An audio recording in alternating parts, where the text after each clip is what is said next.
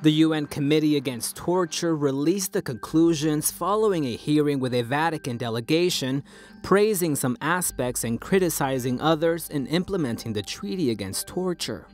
Although the committee's scope of responsibility is torture, the report centered almost exclusively on the handling of child sex abuse by priests. The report praised Benedict XVI for condemning all forms of torture, including the death penalty.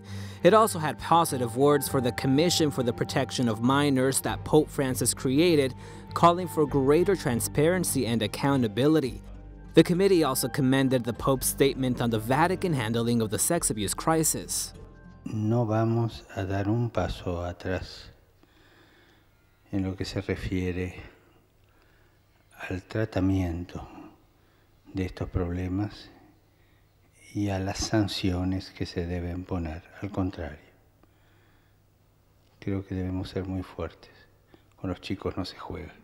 During the April hearing, the Vatican reported 3,420 credible allegations of sexual abuse, which resulted in 848 priests defrocked and 2,572 other punishments. However, in its conclusions, the UN committee criticized the Vatican for not doing enough to report sex abuse cases to police. Perhaps the harshest criticism was for the Vatican's monitoring of priests accused of abuse.